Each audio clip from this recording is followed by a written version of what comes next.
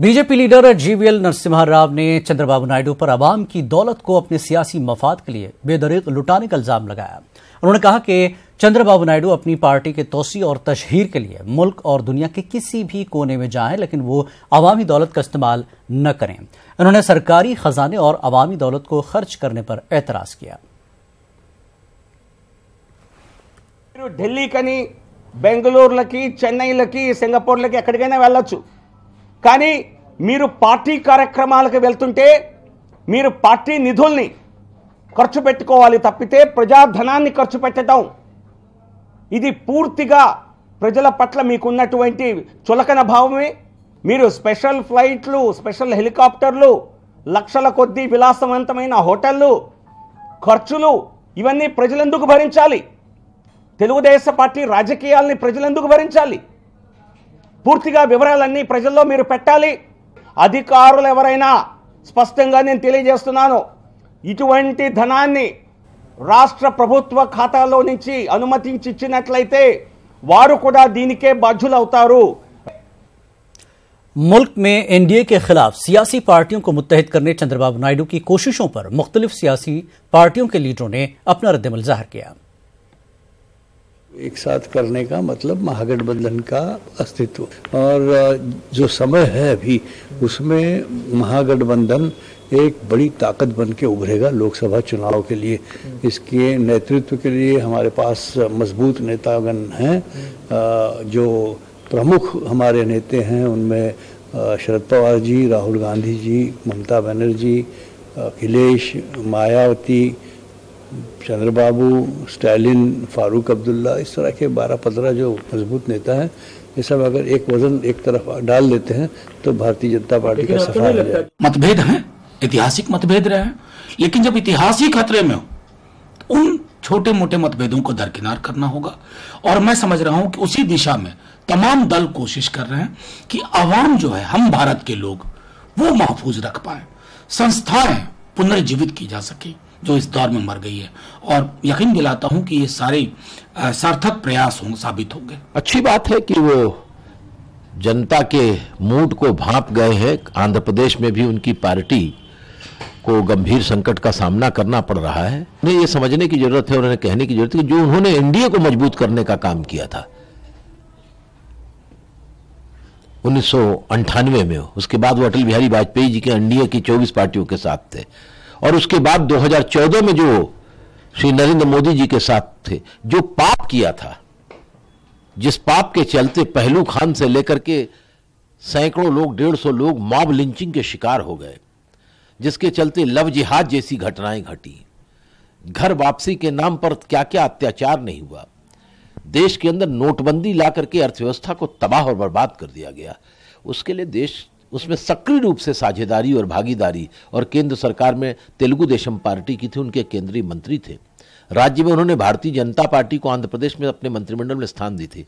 इस पर भी कुछ पश्चाताप करेंगे तब तो राजनीतिक बात होगी, वरना फिर कहीं वो एनडीए का कोई नया गेम तो नहीं खेल रहे हैं।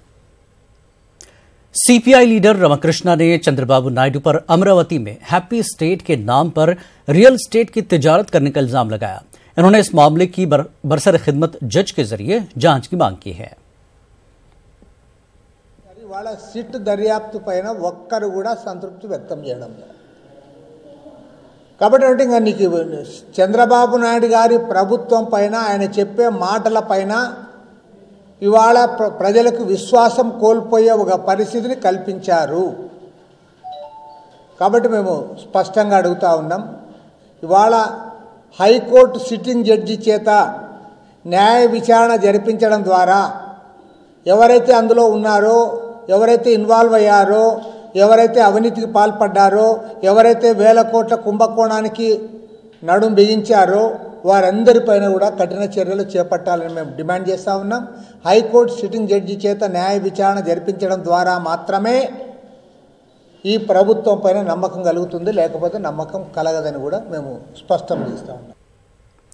अपोजिशन लीडर जगन मोहन रेड्डी पर हमला करने वाले जय श्रीनिवास की तहवील में मजीद 14 दिनों की तौसीह की गई है।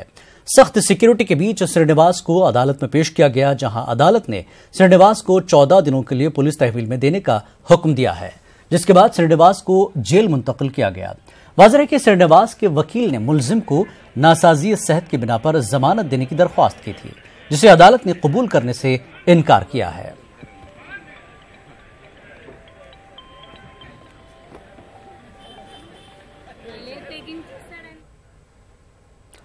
उधर हैदराबाद हाईकोर्ट में जगनमोहन रेड्डी पर हुए हमले की जांच के मामले पर समाअत हुई। अदालत ने अगली समाअत 13 नवंबर को मुकर्रर की है। डीजीपी मुख्यमंत्री ప్రభుత్వ హెడ్ అయినటువంటి ముఖ్యమంత్రి పోలీస్ బాస్ అయినటువంటి డీజీపీ ఇటువంటి స్టేట్మెంట్స్ ఇచ్చి జగన్మోహన్ రెడ్డి గారి అభిమాని ఆయన మీద దాడి చేశారనేటటువంటి ఒక కథని వాళ్ళు క్రియేట్ చేసేటటువంటి క్రమం ఉంది కాబట్టి పోలీసు వారు నిష్పక్షపాతంగా ఇన్వెస్టిగేషన్ చేయలేరు కాబట్టి ఖచ్చితంగా అది వేరే ఇన్వెస్టిగేషన్ అథారిటీ తోటి ఈ ప్రభుత్వానికి సంబంధం లేనటువంటి ఇన్వెస్టిగేషన్ అథారిటీ తోటి జరపాలని కోర్టుకు చెప్పడం జరిగింది। కోర్టు వారు అడిగినటువంటి ప్రశ్నలన్నిటికీ కూడా సమాధానం చెప్పడం జరిగింది। ఈ సందర్భంలో కోర్టు వారు అడ్వకేట్ జనరల్కి ఇప్పటి వరకు జరిగినటువంటి విచారణ ఏ విధంగా ఉందో అవన్నీ కూడా సీల్డ్ కవర్లో ఆ రిపోర్టుని మంగళవారానికి నివేదించమని అడుగుతూ మంగళవారానికి వాయిదా తదుపరి విచారణకు వాయిదా వేయడం జరిగింది। अहले खैर करनूल तंजीम की जानिब से यौम उर्दू का इनकाद अमल में लाया गया। इस मौके पर अल्लामा इकबाल की जिंदगी से मुतल्लिक तलबा को जानकारी दी गई। इस मौके पर सैयद हुसैनी ने अल्लामा इकबाल की शायरी को अमली जामा पहनाने पर जोर दिया। मोहम्मद अब्दुल जलील ने कहा कि अल्लामा इकबाल के हर एक शेर में प्याम है। इस मौके पर तंजीम के मोतमद सैयद मुदस्सिर और दीगर शरीक रहे। हजारों साल नरगिस अपनी बेनूरी पे रोती है, बड़ी मुश्किल से होता है चमन में भी दवर पैदा। मौजूद सामीन, आज अहले करनूल तारीख साज कारनामा अंजाम देने जा रहे हैं, वो है यौम इकबाल। अल्लामा इकबाल की शख्सियत किसी मोहताज नहीं, तारुफ की मोहताज नहीं है। अल्लामा इकबाल बहुत शायर मशरिक जिनका नाम है, ऐसे ऐसे कारनामे हैं, ऐसे ऐसे उनके नज़में हैं, कहानियां हैं, अशार हैं जो कौम को बेदार करने के लिए थे। तो आज करनूल में रियासती सतह के म्यूनिसिपल स्पोर्ट्स मुकाबलों का टीजी वेंकटेश ने इफ्तिताह किया। ये मुकाबले 3 दिन तक चलेंगे। इन मुकाबलों में रियासत भर के तलबा शिरकत कर रहे हैं।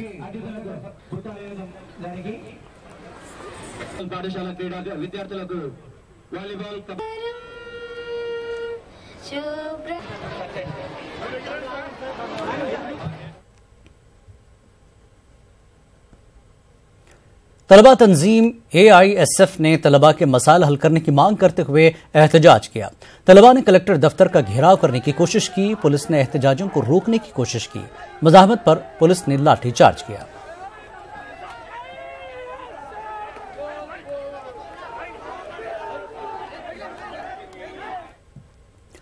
मुल्क की तरक्की में इंजीनियर्स का अहम रोल रहा है। आंध्र प्रदेश के IT वजीर नारा लोकेश ने कहा कि रियासत की माशी तरक्की में इंजीनियर्स के रोल को कभी फरामोश नहीं किया जा सकता। विजयवाड़ा में एक निजी इदारे की जानिब से मुनक्किदा तकरीब में लोकेश ने शिरकत की। लोकेश ने अपनी तकरीर में कहा कि दुनिया में सनअती इनकलाब से लेकर आज तक इंजीनियर्स ने कई अहम कारनामे अंजाम दिए हैं। लोकेश ने इंजीनियर्स से मजीद नए कारनामों की ख्वाहिश जाहिर की है।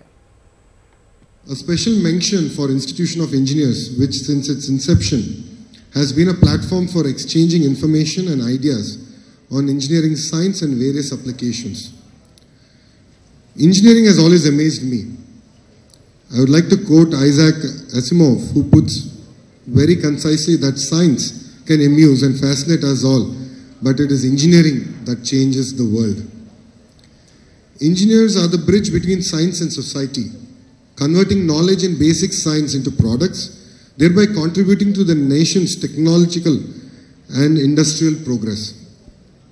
I strongly believe that by nature, an engineer is supposed to be a problem solver. The role of engineers has always been broad-based and significant, right from the first industrial revolution and before that too. Every subsequent economic advancement has engineers' role.